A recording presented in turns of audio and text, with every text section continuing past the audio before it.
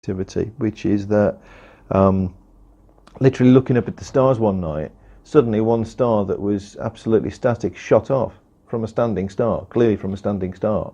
So it didn't shoot across the sky. It was amongst others, and I'm not expert enough to know exactly which constellation it was in, and it all happened very quickly. But it definitely started, as I saw it, from a standing star and just shot off to the edge of the horizon and disappeared. So that would freak me out, that sort of thing. Well, yeah, unless it's a satellite that's still got fuel that's changing position, right? And if it were a spying satellite or something like that, that's exactly what. But that speed? Well, because it's not in the atmosphere at that point, it's way above it, so it wouldn't have much friction. It would gather speed very quickly. Yeah. Because if you don't need much fuel if there's a very light weight of satellite and it's got some fuel on board. The acceleration would be very, very fast, and so to my mind, that would be what I was looking at. I mean, I don't recall that particular event prompting massive amounts of UFO reports or whatever. I mean, you just got me thinking. Me and my wife, we was driving from Stanford to Cornwall, and we went past Stonehenge, and there was this great big beam of light coming out of the centre of Stonehenge, and we thought at the time it looked really, really creepy. We thought, perhaps what they do at Stonehenge. And on the way back, we actually, a week later after the eclipse, we went in and visited Stonehenge, and we said to them, no, we sit on the way down with this light coming out of it. And they're like, I ain't got no lights. And that floored us, because we definitely see this beam of light. And I'm thinking, okay, did we watch was something being made there? Was a TV show being made there? Yeah, quite possibly. So you have to rule out all those sort of things. And that's like with the paranormal. You've got to work out what is normal before you know what is beyond normal. And that's the same sort of thing when you come down to well, that's one thing that's kept me going over the years in all the paranormal stuff. But I mean, it's mainly been in UFOs that I've been interested. Actually, that's a really good way of putting it, what you just said about ruling out what's normal. Because I would say our understanding of normal in the decades that I've been interested has changed significantly. So when I was first interested, it was that some of these cases were incredible, and if only one of them were true, there would be no doubt. I mean, it before my time, but if you go back and look at the books of George Adamski, where the world and his dog would now probably agree that those photographs are hoax, you will find people who, right?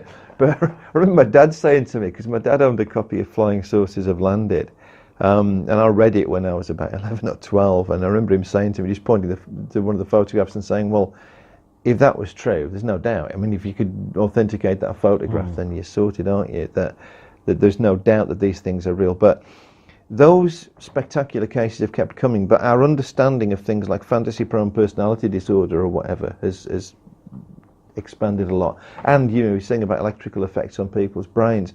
And that science stands up and it goes forward. So, an interesting question. Which leading ufologist, being interviewed by The Guardian about a book, said that ufology needed rescuing from its own supporters? Tim Good, right? I.e. the guy that sold 1 million copies of one book. Okay. Yeah, and even he says that, right? Now that's interesting because, and he said that I think that's from Beyond, when he was promoting Beyond Top Secret. It was interesting that The Guardian actually bothered to interview him in the first place. And even he said that this is a subject that needs rescuing from its own supporters. And effectively, I guess, okay, I understand that. Yeah, effectively what he was saying was, and okay, this is he's talking to The Guardian at this point, he would be very sceptical anyway, but effectively what he's saying is, the people who believe it the most are probably taking it into the area of the least credibility. In the fiction. Yeah, and he's not spelling it out, but effectively, if you think some of these people might actually be unaware that they are fantasy prone, there are other people who, what they call status inconsistency, and again there's sociological research on this, where you've got people who are highly intelligent but not necessarily getting all they think that they should be getting out of life, and if they can stumble on this big secret that suddenly undermines everybody else who seems to be doing better, then they've got one over, haven't they? Yeah. I mean, in just the same way that a bunch of stoners sitting around listening to music and be going, yeah, well, I don't really want a well-paid job or anything like that, right? And, you know, so it's you've got that kind of group thing. And I think collectively Timothy Good that's what I understood him to be saying anyway. And he's right, because the advances that we've made have often been at the expense of what people believe. Yeah. You know, and but then again, what about people that can have all the evidence in front of them and yet still believe something? Flat Earth. What about them? Right. They will believe everything. I've not had dealings with the flat. You're going to have to inform me about this. I mean, I know who they are. Yeah. And I know that recently flat earthers have become less rarefied. The Flat Earth Society, if I recall it, actually closed some few decades ago, but now flat earthers, like creationists, have become more popular again. Yeah. Alfie Days has just done a podcast with a flat earther who has basically given up his job, everything, and he lives to try and prove that flat Earth is the thing that we live on. Alfie Davis. Alfie Days. Alfie Days. Pointless blog. He's a YouTuber. Yeah, and do you know what? I've heard about this guy, and I've not actually. And I've not he's investigated. Doing these podcasts. I mean, he literally is a daily blogger, but you know, my daughter's addicted to like Joe Sugg, who's on Strictly at the moment, and Zoella. But I like Alfie because of his opinions and his business brain. But he's just done this one out of coincidence. We'd already planned to do this, and then he'd done this one on the flat earthers. I put a post on my Stanford page today. Does anyone believe in a flat Earth? And I think it's got about 9 or 10. Yes, they do. All the rest believe in like it's on the back of a turtle, but through the old Discworld novels, Terry Pratchett.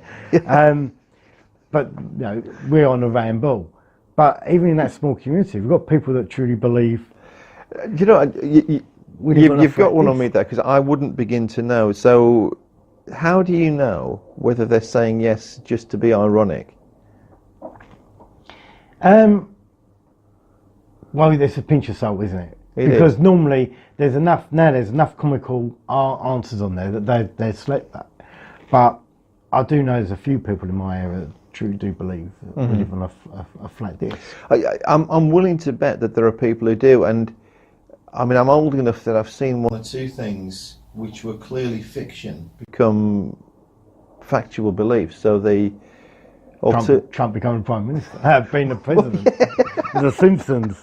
Yeah, but when they did that, they did not for 1 second believe it was going to happen, did they? You know, you've got to be careful for what you wish. I was thinking of Alternative 3 actually, which is was blatantly, and it was a TV documentary that was broadcast in 1977, and it was about basically the story was that the entire Apollo space program and everything that preceded it was misleading the public, and it was a hoax, because actually there was a separate program going on, because they realized that the greenhouse effect was going to destroy humans on Earth, so we had to populate somewhere else, and it ended with a manned landing on Mars and the discovery of life.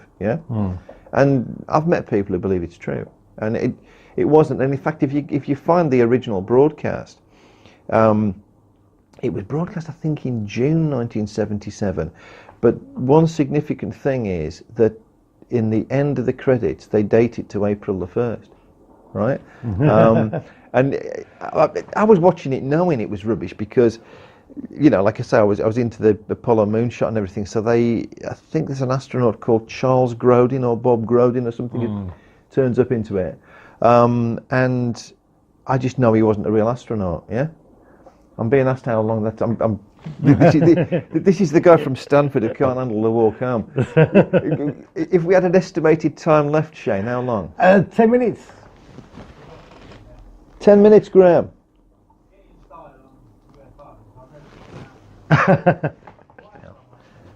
I might have to come back and do another one. No, it's Jane's yoga night. I'm all right. She's not home till about 7:15. So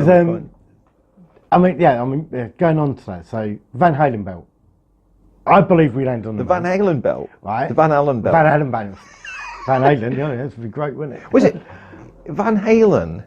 Were the band? If we're talking about misperceptions and beliefs. Yeah. Van Halen were the band who had a rider that wanted all the brown M&Ms taken out. Yes. Right, okay. Most people believe that story shows them as a bunch of up-themselves rock stars. Yeah. Are you aware it was actually, that rider really did exist? And you aware about how intelligent that was? No. It's an interesting story. I only read it recently. 20 minutes. Right? Van Halen were, and I'm not a huge fan, although I think Jump is a masterpiece, but Van Halen were pushing pyrotechnics on stage in the 1980s above and beyond where other people were. So they didn't have the biggest laser light show or anything, but their ability to ignite fireworks on stage was at a level that previously hadn't really been attempted. So they're actually quite intelligent guys, and one of the things that they were aware of is that they were perfectly capable in the wrong circumstances of burning down an auditorium and taking themselves with it, right? So the whole thing about the brown M&M story was that if they turned up and they found a bunch of brown M&Ms in a bowl in their dressing room, right, they thought these people haven't read the rider, and if they can't sort the M&Ms, they probably can't sort the voltage on the stage. And if they get that wrong, we're all dead, right? Potentially.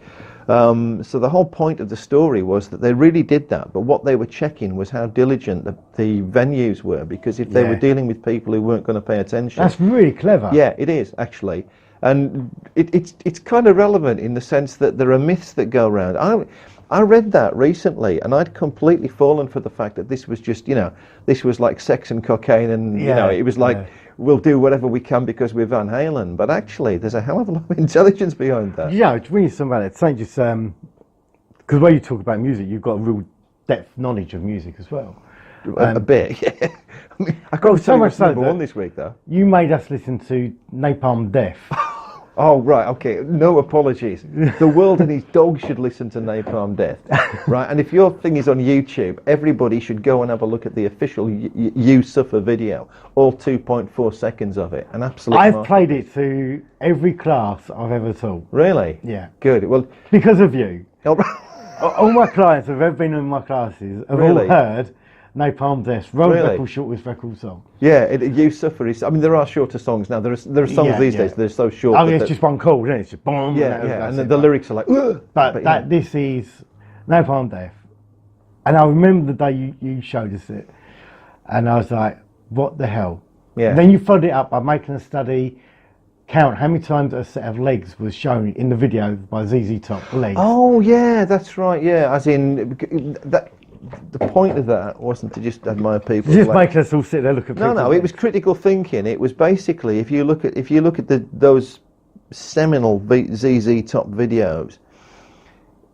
If you use content analysis, if you literally count things, you can come up with a very simple argument to say these are a bunch of middle-aged sexist pigs exploiting women to sell records, right?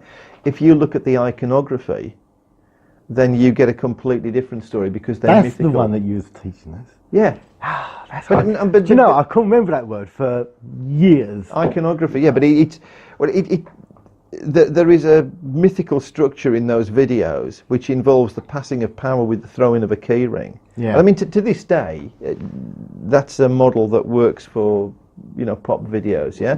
And the entire point of that was that if you take all the videos from the Eliminator album, you can pretty much say they mean one thing, but you can count them to say that they mean another. Yeah. And it's your argument depends entirely on how you line your evidence up, because you can't prove it either way, but you can prove that ZZ Top's...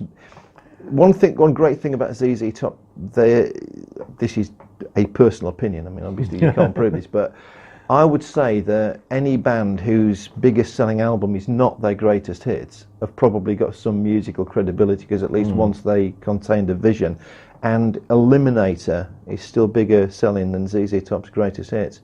I mean, which puts them into it puts them in fairly elite company, because other bands that would qualify would be the Beatles, Pink Floyd. I mean, that big, right? Yeah.